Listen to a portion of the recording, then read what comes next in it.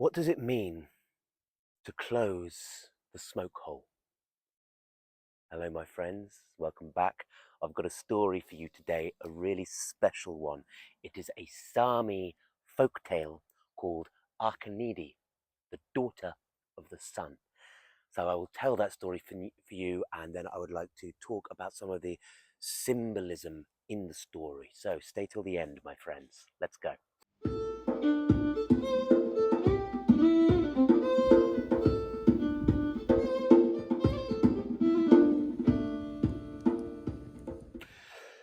Long ago, long ago, in deep time, in myth time, which is out of time, the sun reigned in the sky. Now, in Sami tradition, the sun has many children. He has 4 sons that are the 4 winds, and he has many daughters too. But his favorite was his youngest daughter, and her name was Akanidi, which means the bright sunbeam. And she was a little ray of sunshine, quite literally. All right, mate, groan and grumble all you wish. She was an absolute joy. And it was her job to distribute her father's warmth all over the tundra. And she warmed all alike, animals and men. She glanted off the backs of the fish in the deep water. She warmed the reindeer in the snow. She warmed the backs of the birds in the birch forests. And she warmed the humans too. And she took delight in all of creation.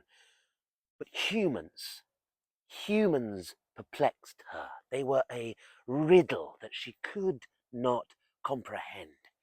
She wondered why sometimes people would come out and smile outside their tents when she made her appearance from behind the clouds and gazed up into her warm sunbeams. But other times people would scowl up at her and close themselves off behind their tent flaps. She also wondered this. Some of the humans were plump and chubby and sat in sable furs and reindeer skin, while others were skinny and starving and went about with lolling heads. But strange thing, it was always these skinny ones that seemed to do all the work, and the fat, chubby ones that didn't seem to do anything. Oh, my friends, how little times have changed. So, being a curious creature by nature, Akanidi wanted to go down and investigate humans, not in the form of a sunbeam or a god, but in the form of a human being, to live among them as one. So, one day, Akanidi, she plucked up the courage to ask Dad. She said, "Daddy, I want to go and live among the humans." The sun frowned and furrowed his brow. Why? Asked her father, the sun. Why would you want to go and live among humans? You have everything you need up here. You have your brothers, the winds, to play with, your friends, the clouds, to dance with. You have the stars to sing your songs to. You have everything. Why go and live among humans? Humans are strange creatures. Well, Akanidi did a particular thing, very particular between daughters and fathers. If there are any fathers out there with young daughters, perhaps they know the power of a daughter's silence. Much more powerful than pleas or words. And every daughter has a particular kind of weaponized silence that they employ against their fathers. So Akanidi just went very quiet. And when she felt that her father had suffered enough, her silence, she asked again the same question. She would like to go and live among the humans. Well, the son thought for a very long time, and finally he said, "Very well. You shall go down and live among the humans tomorrow morning at dawn when I rise. Now go and get some sleep, my child. So Akanidi went to bed, not quite sure where a sunbeam sleeps, perhaps in a cloud, but to bed she went. And then the next day, when the sun rose, something extraordinary happened. She awoke to the sound of her brothers, the winds, and she looked up and saw something she had never seen before. She saw the clouds, her friends, but from a position way, way, way below, and they were up high in the blue, and she was looking through a smoke hole, a circular smoke hole, and she could see the winds and the clouds moving across this smoke hole. And then she looked, and she had little chubby pink hands, human hands. And she looked about her, and she was on a soft reindeer skin, like this one I'm sat on now. I don't know if you've ever sat on a reindeer skin, but they are so plush and so warm and so cozy. And she looked around, and miraculously she had been reborn, or born, in a humble tent dwelling. And there, at the foot of her bed, were two elderly faces peering down at her in absolute astonishment. A wizened old man and old woman, childlike. And they looked down at this little cherubic baby's face, as round as a cloudberry, with eyes as deep and blue as the sky above. And Akanidi spoke to this old childless couple, because that is what they were, and she said, "My name is Akanidi, the Bright Sunbeam. May I please live here and be your daughter?" Well, if that old couple were astonished to begin with to see this miraculous child appear in their hut, they were even more astonished to hear the child speak. And the old man's brow furrowed. But that old woman, she had some old tangle of wisdom deep in her heart. Perhaps she remembered some old energy passed down by her ancestors. But she had a guess that this child came from somewhere else. And she said, "Of course, my child, you may live with us and grow and nourish yourself here with us."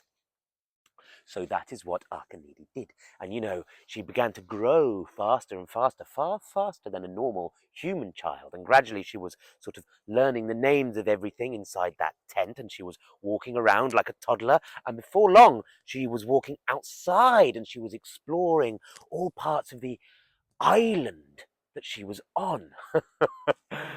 The tent was under a big, tall pine tree, and the island was rather small. In fact, by late afternoon, she had explored every inch of it, and she could see the shore where the rest of the human people were, far, far away in the distance. And she knew what her father, the sun, had done. And she looked up at that great glowing ball in the sky, because she saw her father, the sun, now with human eyes like we see the sun. And she said, "I see what you're up to," and waggled her finger. You see, her dad had honored her request, but in a way that would keep her safe from harm. This is a thing fathers do. So Akanidi went back inside and said, "But I want to go and be where the people are." And that old woman said, "Patience, child. You have not even come of age. You are not even old enough to wear your maiden's dress and headdress. When that time comes, rest assured, your father will take you to meet the people." So her first lessons in the early years in that tent and on that island were lessons of human patience, and she learned them well, and she was a delight to that old man and woman. She would, by day, help mend the old man's nets, because he was a fisherman, and she really, really excelled at sort of the work needed to mend these nets. And she would also help that old woman with the chores around the house. And when she got a bit older, Akanidi and her mother would make Akanidi's maiden's dress. This is a cultural thing of the Sámi, and it involved finding whatever pretty things they could on the island. Maybe bits of dried fruit, nuts, berries, little bits of precious stone, maybe the odd bit of polished shell or feathers, bits of, I don't know, embroidery. They would sew into her garments, into her maiden's dress, and it became a thing of beauty. Akanidi and her mother would work on it night after night after night, after as her father, the old man, just smiled through the smoke of the fire at the beauty that was unfolding like a canopy inside his humble tent, which was to him like a palace when Akanidi was inside it.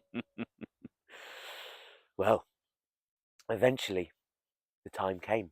Akanidi had come of age, and this dress was the most beautiful maiden's dress that that old woman had ever seen in her time among the Sámi. It was one of a kind. And then that old man went and cut a crown of juniper twigs for Akanidi to wear on her head, and she was ready. Tomorrow she would go and meet the people. And Akanidi ran down to the water of the lake and peered at her reflection, and so beautiful and wonderful was she that she squealed in delight and began to sing a song. And the world had never heard such a song. It was like sunlight in musical form. The very fish seemed to dance on the surface of the water. The sunlight danced on the surfaces of the leaves. It's like there were whole worlds inside her song, and all the birds seemed to sing along to it. And that old woman and old man, they realized then, if they weren't sure before, they were now, that they were in the presence of something divine, something mysterious. And they said to each other, "We cannot keep Akanidi to ourselves anymore. She must spread this happiness amongst the people." That night Akanidi slept, and in the night her brother, the south wind, blew and blew and blew against that tall pine tree in the middle of the island, and the island drifted across the surface of the lake into a great river that fed into the lake and blocked it up there. And Akanidi and her father could just step from the island onto the shore into the birch forest to meet the people.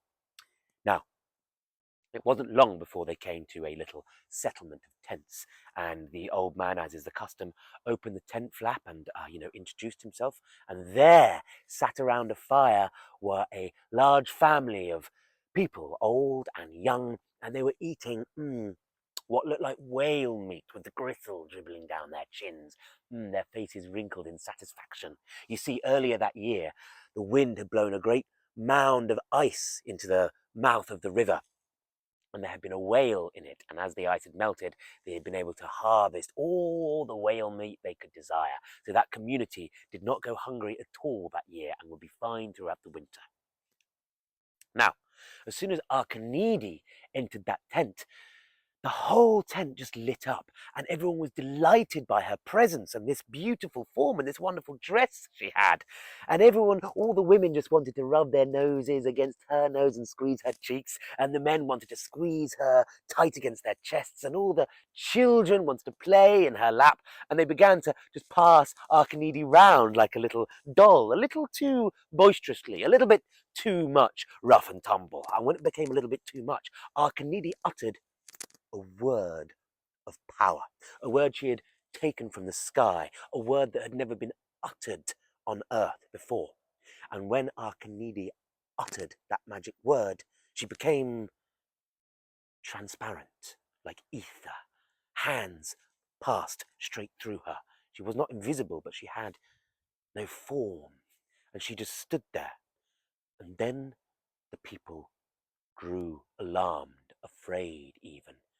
Brows wrinkled, heads shook. Some of the children started to cry. But then Akanidi did a thing. She started to sing, and suddenly everyone just lit up. And then she asked all the people to come follow her. And she went down to the water's edge, and she began to sing to the trees and collect stones and precious little bits of things, bits of berry and stone, and put them all in one of her bags. And all of the people were delighted. And then she got the children, the young boys and girls, and said, come here, and brought out all these little bits of stone and nut and berry and things that were adorning her dress, and made patterns with them in the sand. And then she said, what do you see? And they said, I don't see anything. And then she said, look now. And she pressed her hands over all these stones and nuts and berries in the sand. And when she moved her hands away, suddenly there were patterns. There were pine forest and birch leaves and crow's feet, and there were clouds twirling in the sky and sunbeams and planets and constellations and all sorts of imagery danced before their eyes in the sand. And then she moved her hands over again and they were gone. And then she handed over the little bits of, twig and berry and stone and said, now make patterns yourselves to all the children. And they did. They began to make some patterns and they weren't so bad. But then Akanidi came and she just placed her hands over them and suddenly the patterns were moving again, depicting all sorts of wondrous things, bird-headed beings or great ships moving through the sky or solar deities long forgotten, all sorts of wondrous, wondrous things. And then she taught the children how to adorn their clothes in the same beautiful way that they had done it. And Akanidi would come among them and just, do a little touch here, a touch there, and suddenly they would be transformed and wonderful. And Akanidi began to teach this art, this craft of decorating clothing beautifully and making wonderful patterns in the sand. She taught that to the Sámi, and the Sámi would teach it to each other.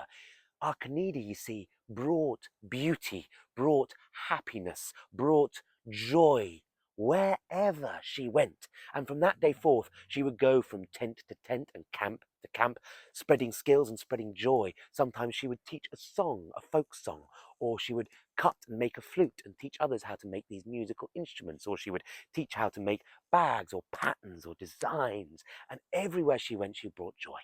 In fact, many of the cultural traditions that the Sámi share today, the songs and the crafts, they were taught by Akanidi back in the time before time.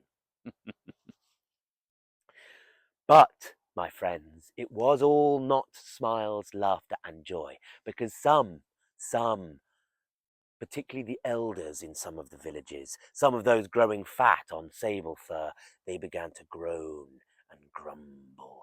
They did not like this usurper coming in and upsetting the natural order of things. But, you see, they kept their mouths quiet in public, at least, because Akanidi brought something that they desired. Sometimes in her bag of nuts and berries and stones, there were precious, shiny things, gems, little bits of gold, emerald, ruby, bits of silver, the kind of things that when the world was young you could often just find in rivers. Those they desired and said, give us the gems, Akanidi.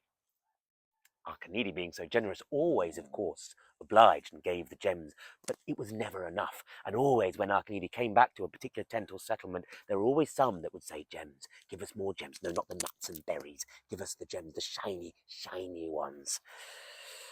But Akanidi saw, she got wise to the notion that they were not just taking joy from these gems or making patterns of them or spreading joy and happiness with them. No, they were trading them for fur, for alcohol, for property, for wives or husbands. And it did not bring joy to them. In fact, they just grew fatter and fatter on these gems that Akanidi was giving them until she said, no more gems. Oh, the elders did not like that. How dare she? How dare she deny us? Who is she? Who is she? And then these disgruntled people began to speak publicly. Who is this Akanidi? Where did she learn these songs? These are not the songs of our ancestors, of our people. She is coming in bringing these strange ways. We need to get rid of her. Now, there was, in the dark, swampy recesses of the woods, a dark place where the swamp witch lived. Now, the swamp witch hated Akanidi too, because once upon a time, the elders of the village would give her offerings and sing her dark songs of the swamp. And now this Akanidi had come. No one came to her swamp, to her marshes, to her dark, festering pools to throw her precious things or sing her dark enchantments. But the elders of this village, they came to the swamp witch and they brought a reindeer offering and threw it into the bubbling ooze. And then smoke rose, and then slipping out of the slime came the swamp witch. And the elders said, "How do we kill this Akanidi?" And the swamp witch said, "Akanidi is the daughter of the sun, and she cannot be killed while the sun's watchful eye is on her. So you need to do this. Go to that river over there and find a moss green stone. You will know the one when you see it. And then go to Arkanidi's tent, and you must close the smoke flap. Then throw that stone so it hits her directly in the heart. Do not miss, and throw the stone hard. But remember, close the smoke flap." Well, the elders were pleased and went about their dark business. They went to the river, they got that moss green stone, round, just about the right size to crush a child's rib cage, or a young woman's rib cage, I should say. And they went to Arkanidi's tent, and there she was, teaching children how to make buttons out of little bits of whale bone. Whales don't have shells. But they were in such a rush that they forgot to close the smoke flap, and they threw that stone in haste, and it whoomp hit Akanidi square in the chest, and she sighed, but she didn't die right away. She just sort of slightly faded out of existence, fading in and out, almost like she was a plume of smoke or a ray of light. And then she sighed, and in her dying breath she uttered a song. Time slowed down, and that song, like a sigh, like a gust of wind, like wings, just inflated that tent like a drum, and that tent became the epicenter of a great song that spread across the tundra, melting the snow, melting the hearts of anyone that heard it, even those bitter old elders that had thrown that stone. That song moved through all of them, and then those children just ascended for a moment like smoke into heaven, and Akanidi herself turned into a shaft of light, and her father, the sun, reached down through the smoke hole and scooped Akanidi up and brought her back to heaven. And she never descended to earth again. But her songs and her ways and her memory stayed with the Sámi to this day. Then Akanidi awoke, as if from a dream, in a place she had not been for a long time. It was her father's house in the sky. And she remembered, my friends, who she was. She remembered that she had been here before. Because, my friends, one day you and I are going to wake up too. And Akanidi, remembering that she was the daughter of the sun, looked down on the patchwork of white and green, and saw all the people singing songs and the happiness she had made. And she said, "You see, Father, you see what I have done." And the father, the son, looked at her, and he smiled. He was a proud dad.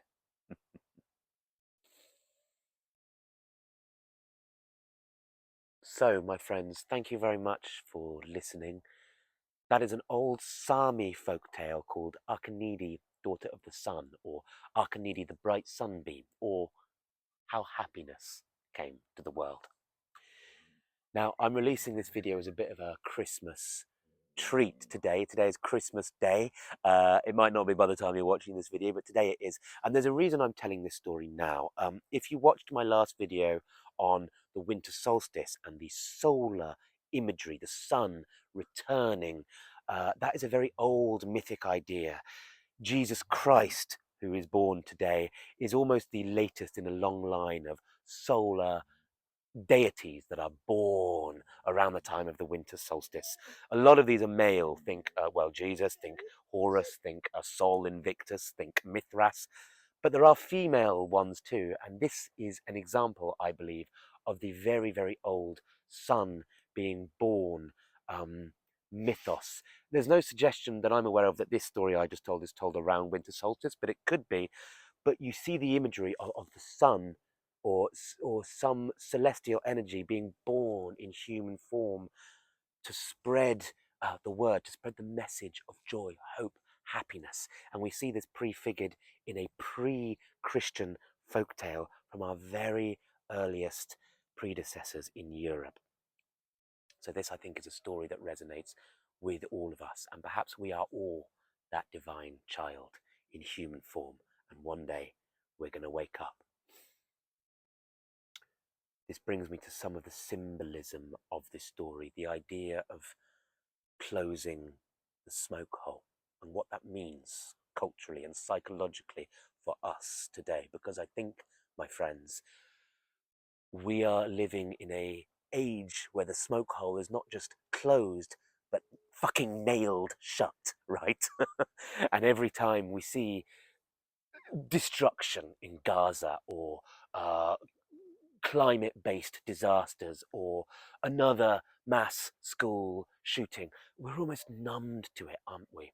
We've lost, our smoke hole is closed. We've lost our connection to, yes, the divine, but also to that beauty in the everyday and to the divine within us and to the beauty in our lives. So I think, my friends, it's time that we open that smoke hole back up so we can see the sky and see that that is reflected in here.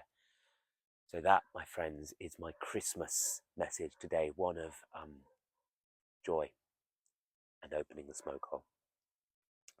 Thank you very much, my friends.